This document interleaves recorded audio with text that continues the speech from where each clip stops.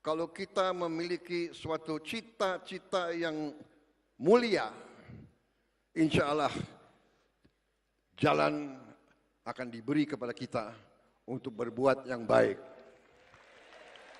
Saudara-saudara sekalian, dari sejak awal saya katakan Partai Gerindra harus berbuat yang berguna bagi rakyat Indonesia. Kita adalah partai yang berjuang untuk kepentingan bangsa, negara, dan rakyat. Dan kita harus mengerti bahwa semua partai punya cita-cita yang sama. Semua partai di Republik ini ingin juga berbuat yang terbaik untuk rakyat Indonesia. Karena itu, dari sejak awal, dalam perjalanan ini, saya berpendapat bahwa demokrasi kita harus demokrasi yang khas Indonesia. Mungkin ada profesor-profesor didikan luar yang akan mencemoohkan saya. Bagi mereka-mereka itu, semua yang diajarkan dari luar itu benar adanya. Saya katakan belum tentu. Yang cocok untuk mereka belum tentu cocok untuk kita.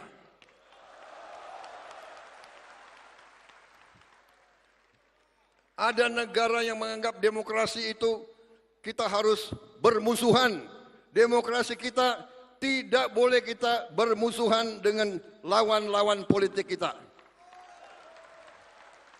Bahkan saya kira keliru kalau kita pakai istilah lawan politik. Tidak ada lawan politik, yang ada adalah kawan seperjuangan dan kita bersaing tapi untuk ujungnya mengabdi, berbakti kepada negara, bangsa dan rakyat Indonesia.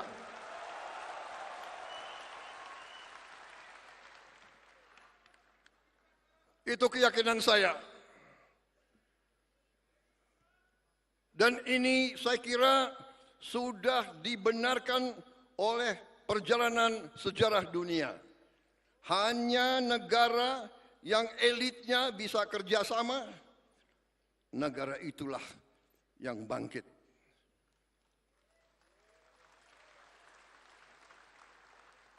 Contoh sudah terlalu banyak. Contoh sudah terlalu banyak. Tiap hari, tiap malam kita lihat di berita-berita televisi, di YouTube, di mana-mana. Negara walaupun kaya, negara walaupun luas, negara walaupun punya sumber alam yang luar biasa, kalau elitnya tidak bisa kerjasama. Apalagi elitnya maling.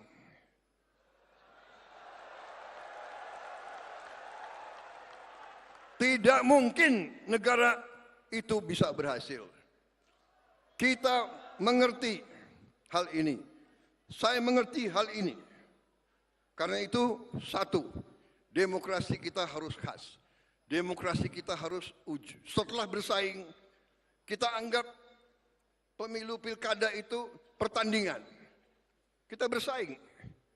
Begitu ada yang menang, ada yang kalah, kita harus bersatu. Kita harus kerjasama.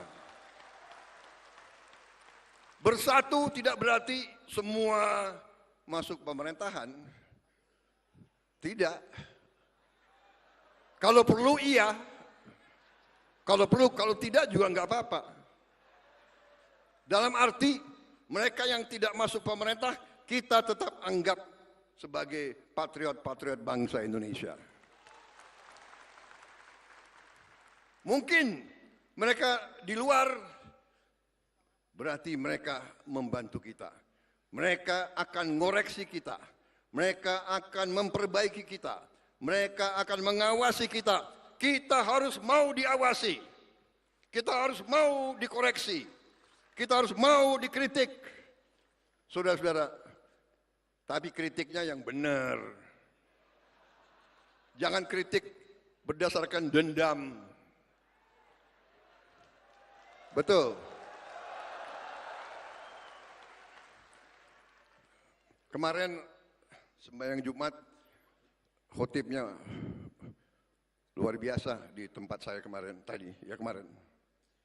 Antara lain dikatakan bahwa Allah Subhanahu wa taala tidak akan merestui orang yang punya dendam di hatinya.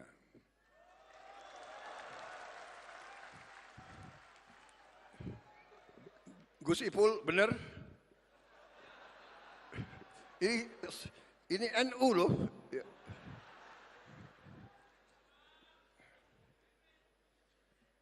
Saudara-saudara, sekali lagi perjalanan kita membuktikan itu.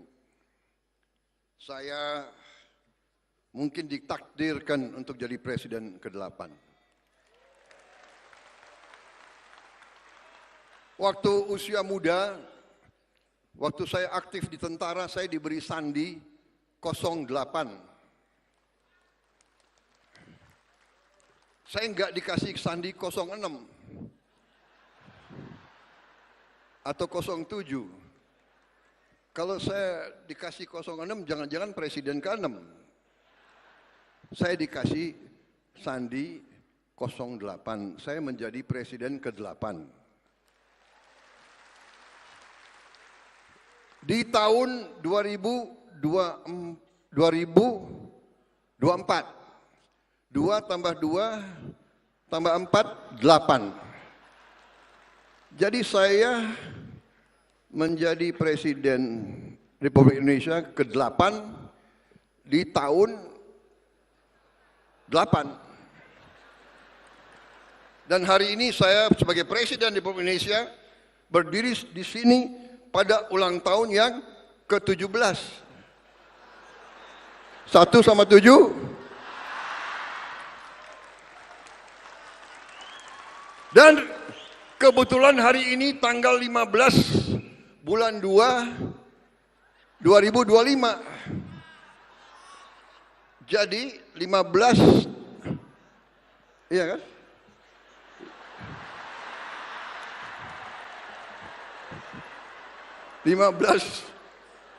Satu sama 5, 6. 6 tambah 2, 8. 8, 2, ya, 2025, 9. 8 tambah 9, 17. Jadi bapak-bapak sekalian, hari ini hari yang baik. Ulang tahun ke-17 pada hari yang jumlahnya 17. Jadi insya Allah hari ini baik bagi kita sekalian, dan terima kasih hari ini saya dihormati, tokoh-tokoh bangsa hadir dan pimpinan partai politik dari semua spektrum hadir, termasuk yang baju merah.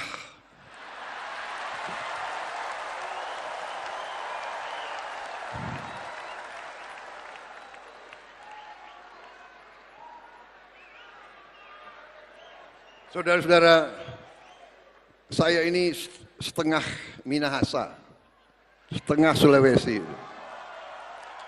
Di Minahasa kita ada suatu pepatah, ya. Kita semua bersaudara. Di sini ada Gubernur Sulawesi Utara yang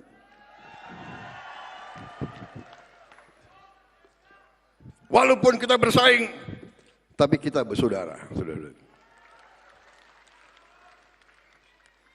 Saya kira itu saja yang ingin saya sampaikan, saudara sekalian.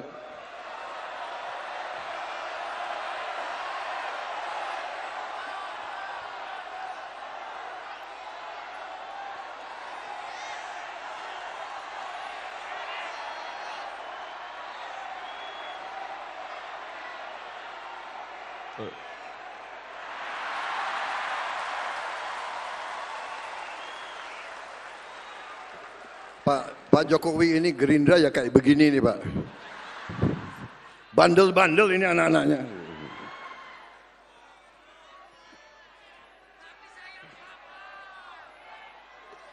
Saudara-saudara sekalian, Memang kemarin itu tanggal berapa itu ya? 13 ya. Tanggal 13 saya didadak oleh mereka-mereka ini semua. Tadinya Rapimnas akhirnya dirubah jadi kongres luar biasa itu.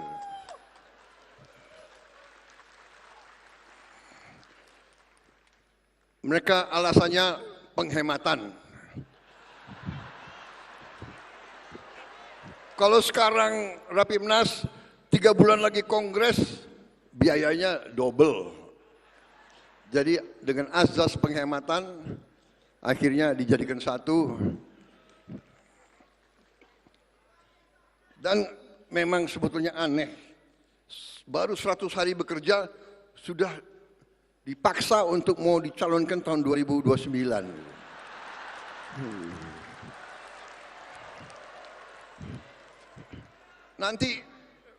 Nanti ada itu pengamat-pengamat Prabowo ambisi.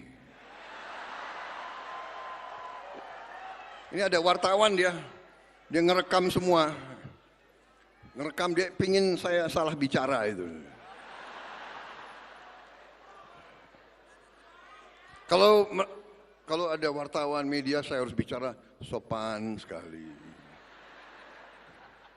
Kalian mau saya bicara sopan atau apa adanya?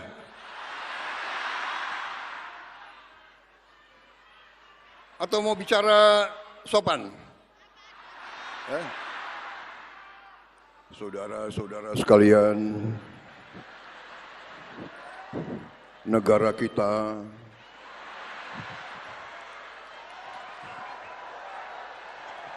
harus demokrasi, bla bla bla bla bla.